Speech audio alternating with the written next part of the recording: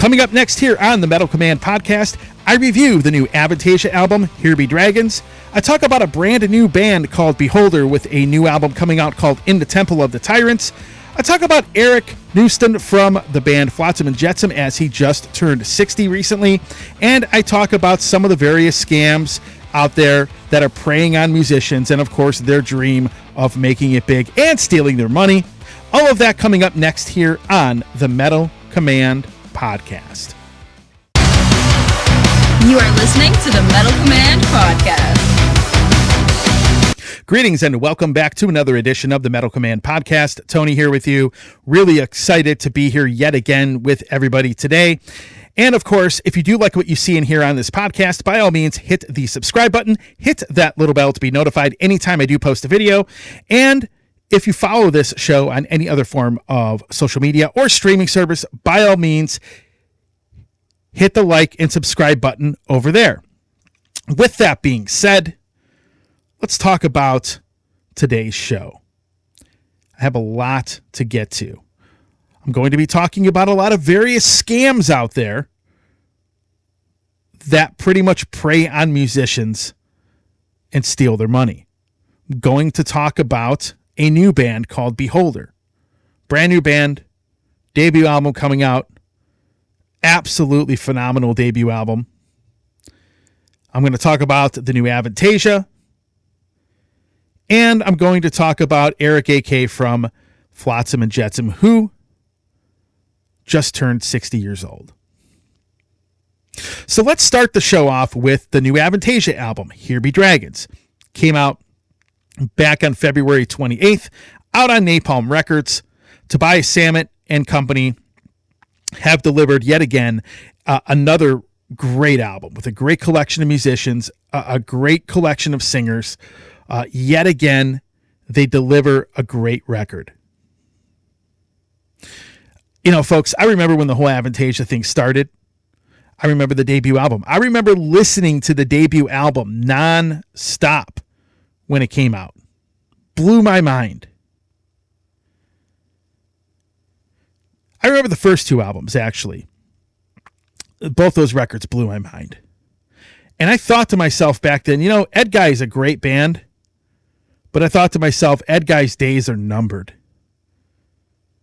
And the reason being is that I thought to myself, if Tobias Sammet is going to continue to write these rock operas, and if they are going to continuously be as good as they are, folks, he's not going to really be focusing on Ed Guy anymore. But don't get me wrong, Ed Guy is a phenomenal band. I mean, they were a big part of this show back in the late 90s. Toby used to come on the radio show a lot back then. A Vainglory opera, a power metal classic, part of that wave of bands that helped resurrect the metal scene back in the late 90s, especially when it comes to power metal, especially over in Europe and Japan and South America and everywhere else, except for here, of course, sadly. And there was some great stuff there. But, you know, I remember the first time I heard Ed Guy. And I first talked to Tobias Sammet. You could hear the energy and drive in his voice. And the guy's only probably a month younger than me. I just knew in the back of my mind that this band was probably going to be going places. And that this guy, you know, we had, with the music he was putting out that was really good, that we hadn't even scratched the surface. Folks, Avantasia has been around for a long time, and it has been a very, very consistent project, meaning I can't think of a bad album. Like there has been, I mean, there's albums I've liked better than others, but there is no, in my opinion, no bad Avantasia album at all. Listening to this one, I'd probably have it, you know, if I were, I wouldn't have it probably as my favorite, but it would definitely, like, let's see if you listed out all the albums, it would probably easily be in the upper 50%. It would be up in the top half. Haven't thought about that ranking at all, but I can tell you the album is very, very good. Folks, it takes a lot of talent to not only bring the right people into a band, or a musical project and still make that band or project sound great. You have to pick the right people.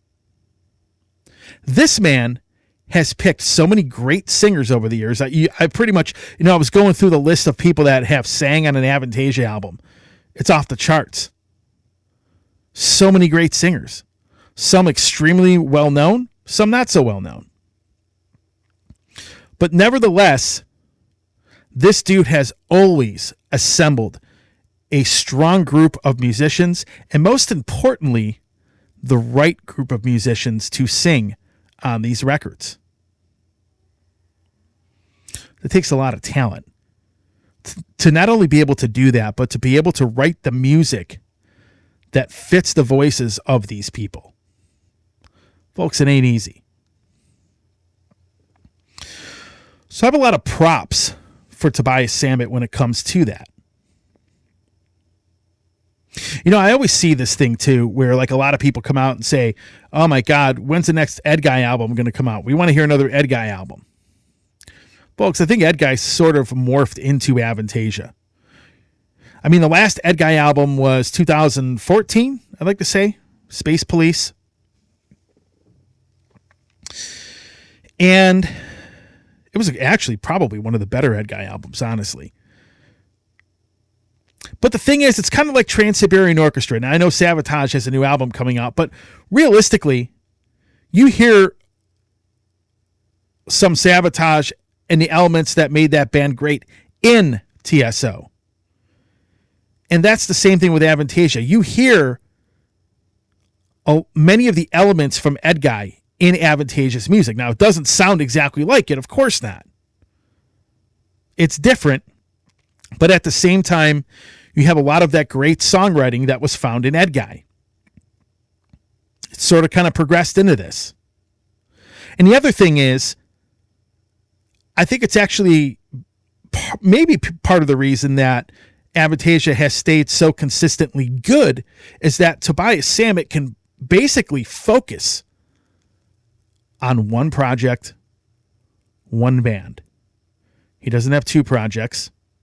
He's not in two bands. If you notice, some of the best heavy metal bands out there, these guys aren't playing in like 17 different bands. They don't have tons of different projects. They're not in, two bands. He's focusing on one. And I think all of that energy and all of that songwriting is going into this project and not two different groups. I think that's part of the reason Avantasia has been so consistent. Now, musically, if you're going to ask me what it sounds like, it doesn't really, he's not really reinventing the wheel here. The album does not, from the types of songs that are written on it, it's not that different from anything else that he's done. But it doesn't have to be.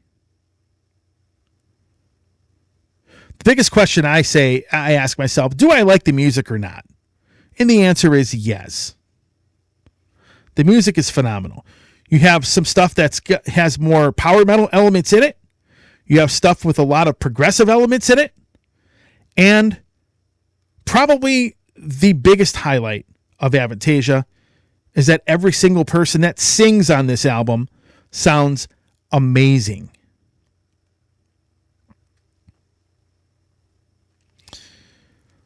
I love the record. If I'm going to give it a score out of 10, I'm going to give it an 8 out of 10. Yet another feather in Toby's cap. Just a great record overall. Favorite songs. So first of all, the album starts off with Creepshow. I honestly think the title track is actually one of my favorite songs on the album. There's a song called Phantasmagoria, which it probably might be my favorite song on the album.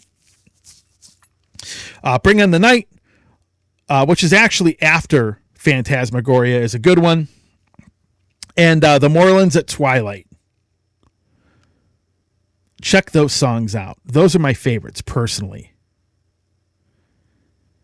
And I'll link some of their music in the show notes here on YouTube. But I really do believe Tobias Sammet is a guy that just, man, he just consistently has been putting out great stuff. And it's sad because I wish projects and bands like this were bigger in the United States. I wish more people knew about this and that Avantasia can go and play like a full tour here.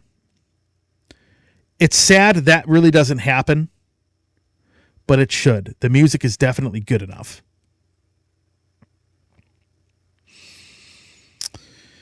And that's pretty much all I have to say. Great album. 8 out of 10. It would definitely rank in the top half of my favorite Avantasia albums. If I listed out all the records, definitely, I like it better than the last one.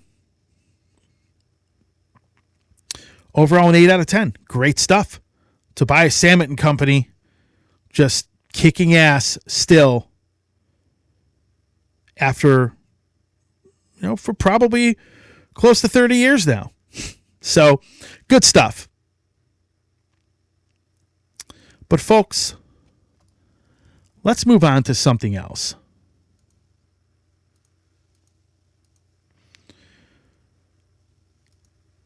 Let's talk about Erik AK. Erik Newston from the band Flotsam Jetsam turned 60 years old recently.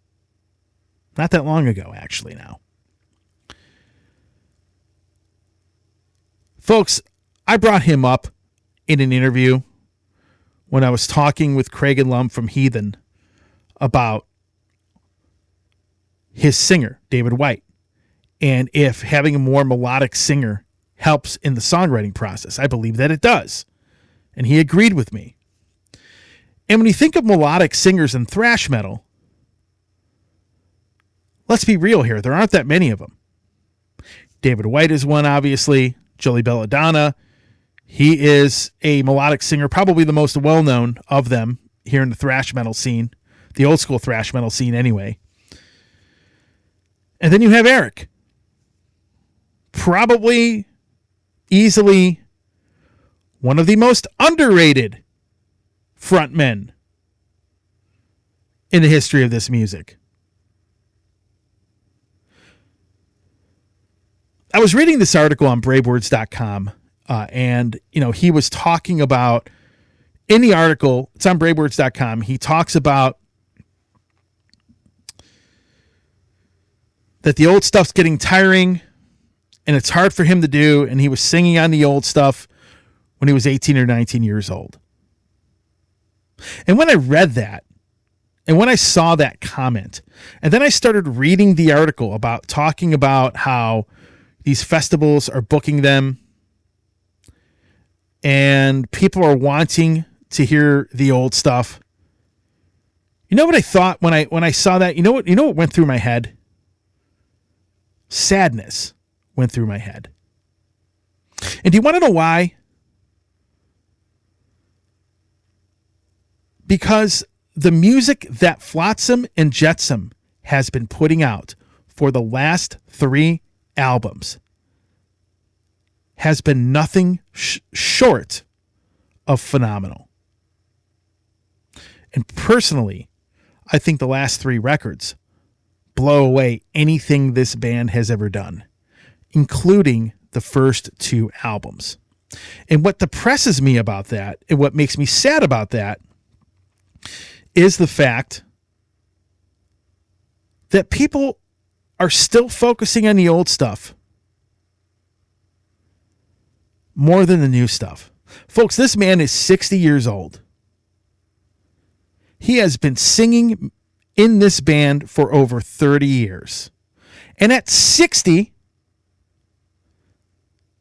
this dude sang on not only the 3 best albums, in my opinion, that they've ever done, but 3 of the best heavy metal albums I have ever heard.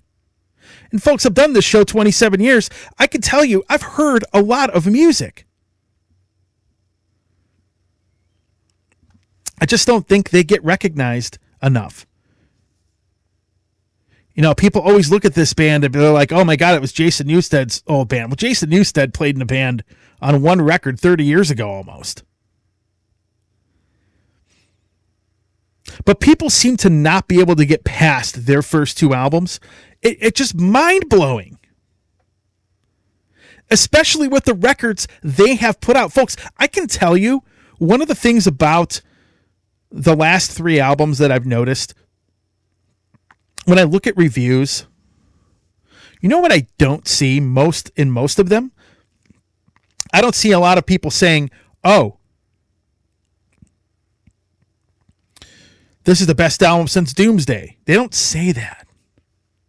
When I look at reviewers, they're not focusing as much on that. A lot of concert promoters are focusing on the old stuff.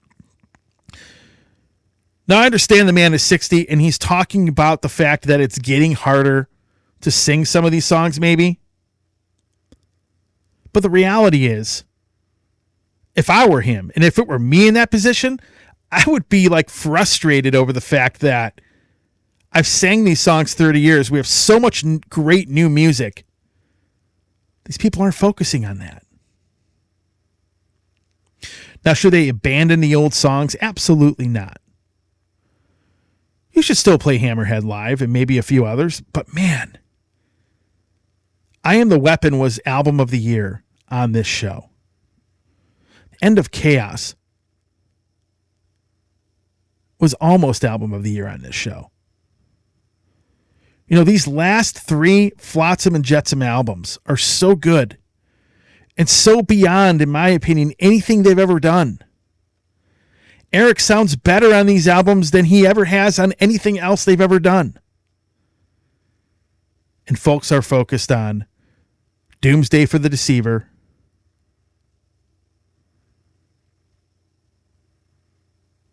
and it's in No Place for Disgrace. It's just, there is no place for disgrace, because I think that people just keep focusing on these first two records. Musically, I don't think they're even on par with the new stuff at all. But for whatever reason, nostalgia sometimes seems to blind people. I get it. There are people out there that probably would not even give these last three records a chance.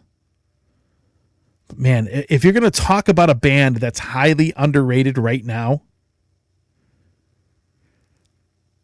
and these guys are hitting their peak in their 60s, it's Flotsam and Jetsam. Now, there's a lot of guys out there jamming in their 60s, but these bands are getting recognized for that. Flotsam is not. That article basically points to the fact that their new music is not being recognized the way that it should be. The man is 60 and he's still going out there doing it. I give him props. The man is a tremendous singer, highly underrated, one of the few melodic singers in thrash metal. And this is nothing against Joey Belladonna or even a guy like David White. Those guys are great. David White probably is highly underrated as well, and I think you're going to start seeing more of him when he then starts cranking records out, because they have practically 3 albums written. But when I look at thrash metal singers, almost nobody talks about this dude. At least not as many people as there should be talking about this guy or this band.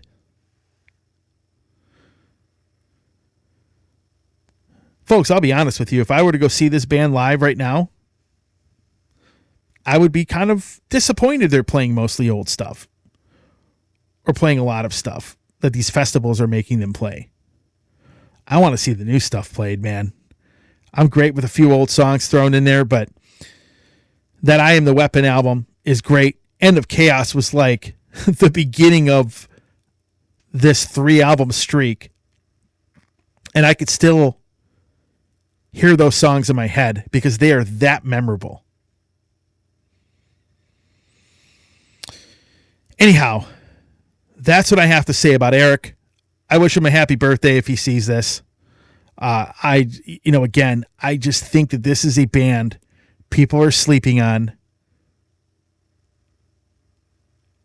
And when I read stuff like, oh yeah, we want them to play mostly old stuff, it's kind of sad, a little bit depressing. Because they've put out such great stuff. Anyhow, before I go into break, when I come back from break, I'm going to talk about a new band called Beholder, and I'm going to talk about the various scams out there that are pretty much stealing the money from basically right out of a musician's pocket. All of that coming up after the break. Hey everybody, it's Tony here from the Metal Command Podcast. I appreciate you watching this program, and if you want to see more of what I offer on this show, please by all means hit the subscribe button, hit the little bell to be notified anytime I do post a video, follow me on any other social media outlet that you see this program, and again, I appreciate all of your support. Back here on the Metal Command Podcast, Tony here with you. Let's get into the next segment of this show, probably everybody's favorite part of this show. Let's talk about scams. That's right, the ever-famous money-hungry, money-grubbing people that prey on the aspirations and the desire of musicians to gain a bigger audience and get their name out there and their music out there. This has been going on a very, very long time, folks. Let me just tell you, too, I see a lot of these scams because I'm on the mailing list of quite a few of these people that I'm talking about.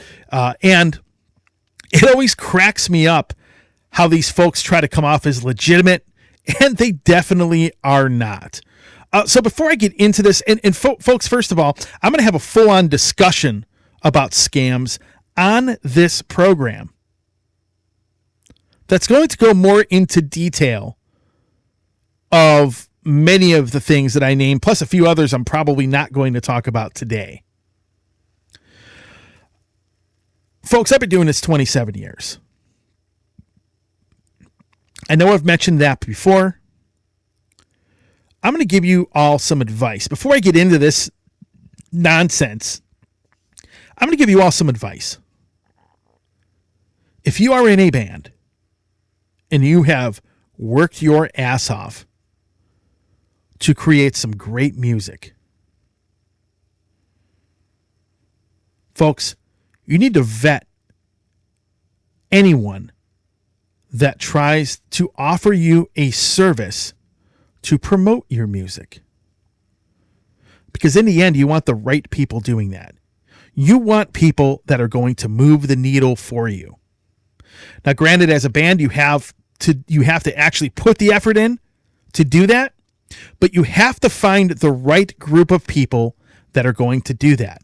And folks, I'll be honest with you, there's probably a bigger industry in scamming people than there is an actual music industry at this point, especially when it comes to the dwindling fan base we have known as heavy metal, because that fan base is actually dwindling quite a bit,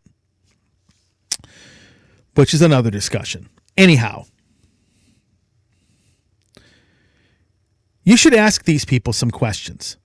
Ask them for a verifiable track record of what they have done for which bands to move the needle for them. Furthermore, you should talk to anyone else that has worked with them. You know, it's kind of like if an employer is hiring somebody. You know, you submit a resume, you list your accomplishments, you list what you've done in the past. Folks, ultimately, as a musician, you are the one that's going to be hiring these people. Assuming you're not on a record label. Let's say you're not on a label. And actually, some of these scams also go after other people on labels. I'll talk about that here in a minute. But ultimately, you want the best person promoting your record. And the thing is, asking for a track record, asking for experience, asking for proof that they have actually moved the needle for bands. What festivals have they helped this band get onto? What kind of podcasts or people does your mailing list reach? Who have you worked with? And then if they start listing bands that they have worked with, go and talk to those bands as well. Now, let's talk about a few of these scams here for a second. One of the oldest ones, and I'm shocked it still happens. This has been going on since I started doing this. The ever famous, if you pay us money, we will put you on a promo CD and distribute it through our magazine. Or we will send that promo CD to various radio stations and podcasters. You know, they offer you, you know, they might say, hey, pay us $300, we'll put your song on this CD and send it out. Folks, that is one of the worst, one of the dumbest things you could possibly ever do. Number one, 99% of the press, stuff sent out, it's all electronic. Nobody sends CDs out. I haven't heard of a magazine putting out a compilation CD in ages. And the fact is, most magazines are out of print. But, of course, the ever famous scam of asking for money to put it on a promo CD, and that song never makes it on that CD. They just take your money. That's it. That scam's still going on, and people are still falling for that. Folks, that's been going on probably much longer than I've been doing this show. And before the internet ended up getting big, it was pretty easy to get away with. But I'm shocked in this day and age. I had a bunch of people writing me messages on Facebook and, through the email saying, yeah, I've had this happen to me. Really? That's crazy. But that is one of the scams that's out there. One of the other things that is out there are the fake PR campaigns, folks. Fake PR campaigns. What do I mean by fake PR campaign? Well, you have a lot of various entities that will, they'll try to sell you a marketing plan. They will, they claim they have their own digital-only record label, which they will print up, 200, 300, 400, 500 CDs for you. It's like the all-encompassing management PR scam. That's probably the biggest one out there. And these people will, what they'll do is they'll do 4 different things. The first thing that they will do is they say, hey, we'll do merchandise for you on demand. We are going to do a PR campaign for you, which I can tell you is BS. I'll get into that here in a second. And when I say merch on demand, I'm talking shirts, I'm talking CDs, things like that. These companies will also do a lot of fake Spotify number inflation nonsense for you, but it won't move the needle, folks. I get these emails from these companies that do this. First of all, they might send out 1, maybe 2 email blasts. You may pay them $800,000-$900,000. And then on top of it, when they do the on-demand merchandising nonsense, they keep pretty much most of the money anyway. A lot of times these people have contracts. You sign the contract. And you know how much these entities move the needle for you? 0. I have never once seen any of these companies move the needle for any band, ever. And you get these stupid PR campaigns. Half the time, if I write them, I don't really even pay attention, honestly, to be perfectly fair. These people will bring anybody. Here's what happens. These people will bring anybody on board. You could have somebody recording an album in a bathroom, and it could sound 50 times worse than Metallica's Saint Anger. And they'll take anybody's money. Now, why is that a bad thing? Well, first of all, there are publicists and PR people who have nothing but quality bands on their roster. I give those people priority because I know that it's going to be something that is of high quality. Now, whether I like the actual music or not is a different story, but I will go to them first. A lot of these, like, all-encompassing management, PR slash, how do you want to put it? Internet guru marketers and, these people that do the fake PR campaigns. Folks, those people go right into they go right into the delete box. All those emails go straight into the trash. Because 95% of the bands that are on there are not very good. And these people will offer you the world. They'll tell you everything you want to hear. But for the lack of a better term, they are not going to do shit for your band. Period. Another scam, and this one's been going on a long time, are the pay-to-play management companies. Now, most management companies, what they will do is take a percentage of anything you earn. The pay-to-play management companies, what many of them will do, they will charge you like a monthly, maybe quarterly fee.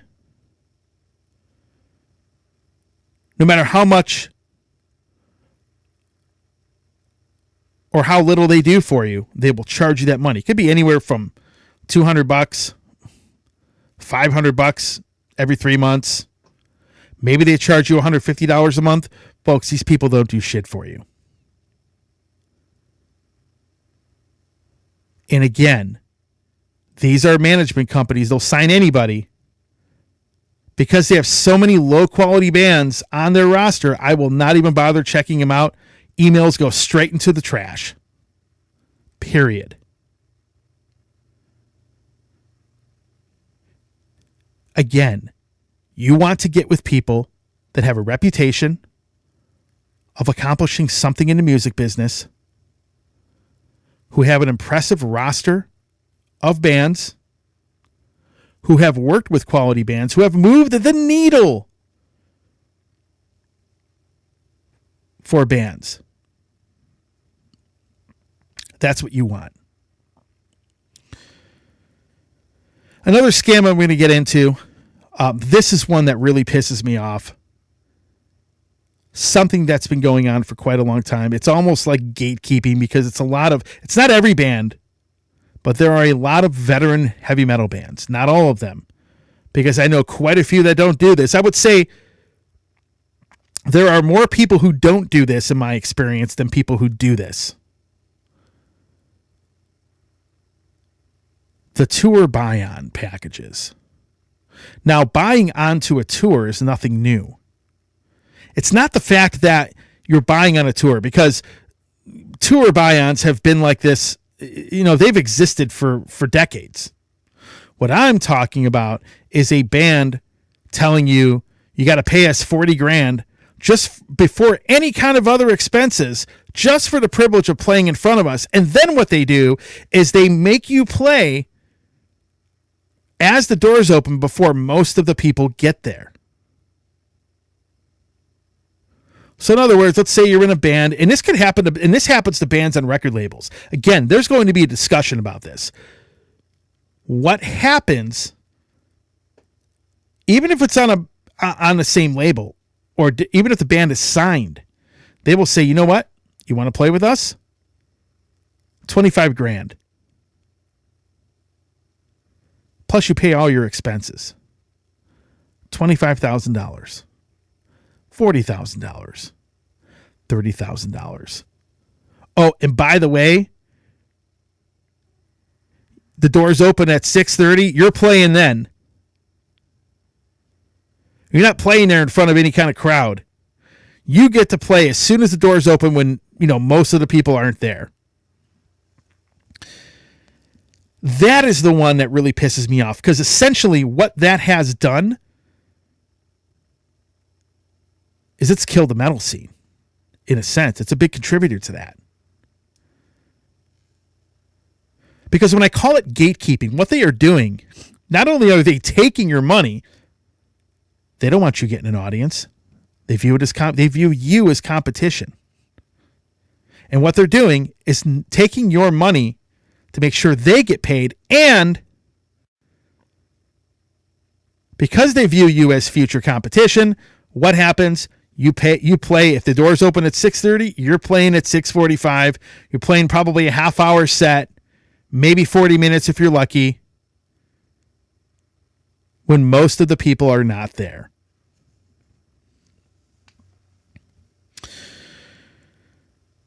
You know, this stuff really pisses me off when I see it. And it's not every band, but there will be a discussion about this kind of stuff. A lot of you know what I'm talking about. If you are a musician and you are in a band, especially if you are a newer band on the scene that has just been signed, I am going to guarantee that you have dealt with this at least once. And it's sad.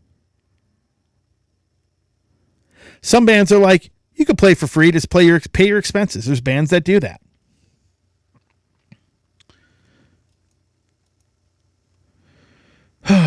But overall, very depressing thing to see. So those are just some of the scams we are going to talk about on this show on a future episode.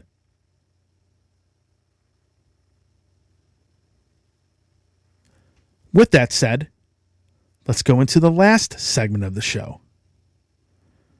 Let's end this on a positive. All right, so I discovered a new band the other day. Band is called Beholder. And they have a new album coming out, In the Temple of the Tyrant. Comes out April 25th of 2025. Really excited for this, actually. You know, when I talk about new bands, discovering a new band, it's much more of a rarity these days than it was, say, 20 years ago. 20 years ago, I was discovering all sorts of really new bands coming out that were actually very, very good. You know, you might get 10 CDs, because back then they sent CDs out. And you might like one of them, maybe two of them. And you're like, dude, I just discovered 2 new bands this week. It was like a weekly thing back then. And actually, the show was predicated on finding bands like that. Well, these days, it's a little bit different. You get 100 new albums sent to you, and you still might like only one of them. So it's actually less common for me to find a brand new band that I really like and that I'm really into. Folks, I found one. This band is called Beholder. The band is a mix of American power metal and doom. Has a lot of elements of both. They described themselves like that in the press release. It was a very well-written press release, by the way. And it's very, very accurate. It's been a long time since I've discovered a brand new band with a debut album coming out that I actually liked. And it's also been a long time since I found that band in America. But this is a great record. This comes out on, hold on, let me look at the record label, Black Lion Records. It's coming out vinyl, CD, probably going to be on all the streaming stuff. But it's very, very good. And, you know, the songwriting on it, you know, when I start listening to a brand new band that I've never heard before, and it's their first album, most of them do not have debut albums that sound as good as this does. Now, granted, you have guys that are in this project that have been in other bands. The singer John Yelland, which I'll get into here in a second, he's in a power metal band from the USA called Judicator, which sounds more like Euro metal than it does power metal from the States. And you have Carlos Alvarez, He was in a band called he was in Power Theory, and also plays in a band called Shadow Dance. Overall, this album's great. And it truly sounds like that. It sounds like doom and American power metal.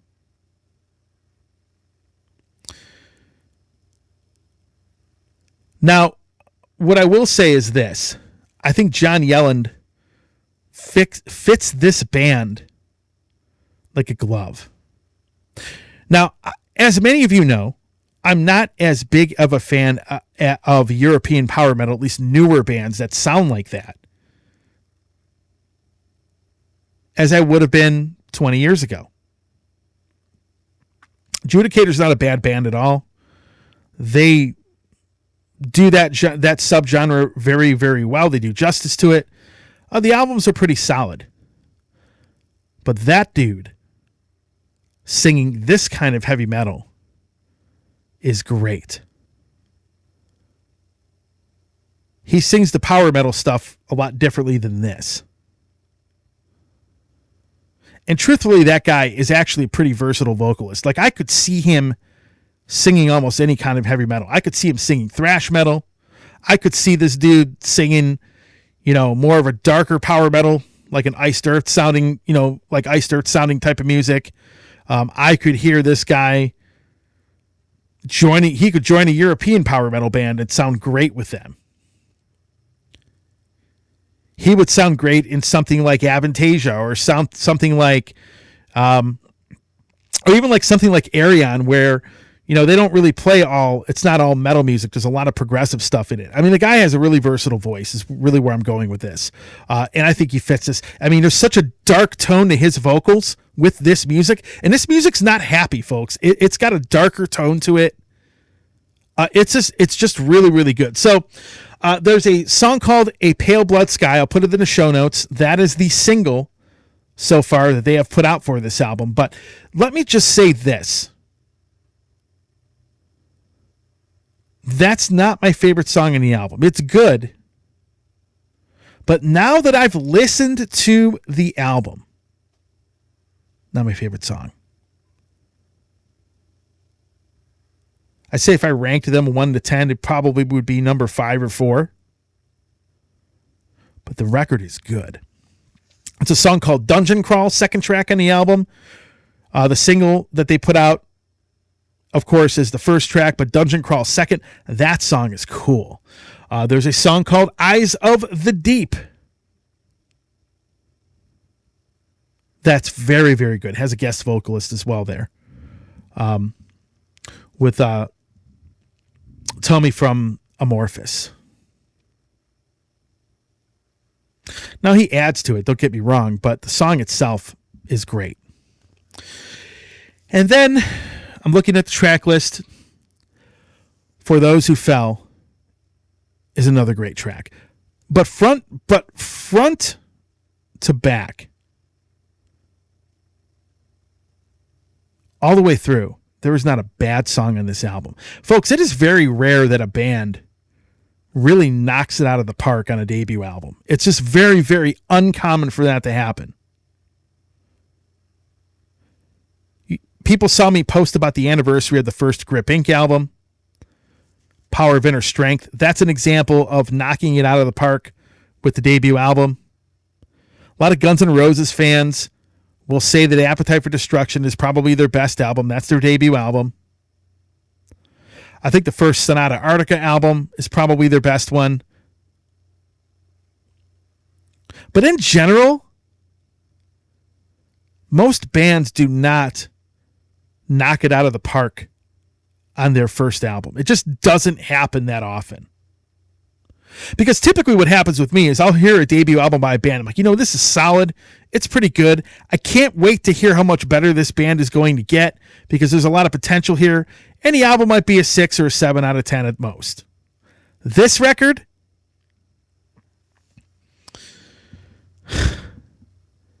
folks, this new Beholder album, In the Temple of the Tyrant, the band knocked it out of the park with this record. That is how good I think it is. Like instantly when I heard, after I ended up getting to the third or fourth song, I was like, these guys have it going on. Now I mentioned a few seconds ago, a couple minutes ago, that most debut albums probably give them a 6 or a 7 out of 10. Folks, this one gets a 9. This album is a 9 out of 10. That is how good it is.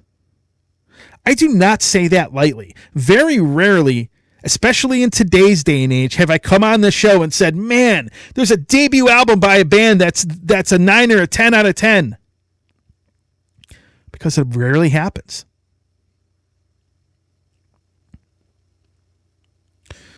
This is a band to check out.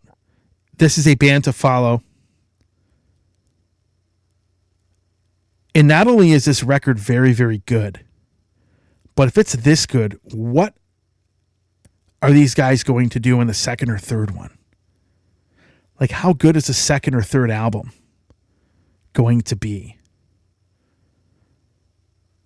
Because if they're putting out stuff that sounds like this, most of the time with most bands out there, albums 2 and 3 are usually where you see the big improvement.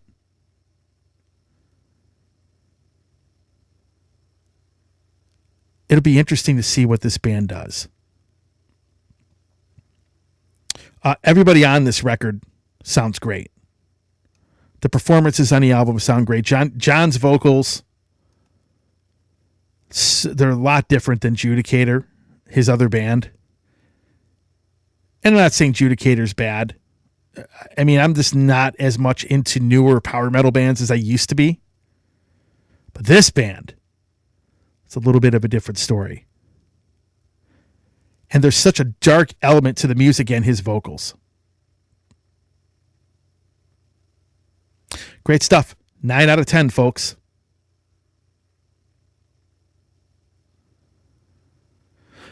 So that's about it for this episode of the Metal Command podcast. Don't forget, if you do like what you see and hear on this show, by all means, hit the subscribe button. Hit that little bell to be notified anytime I do post a video. And if you follow the show in any other form of social media, by all means, give the show a like and a follow there. Thanks for watching. Stay metal.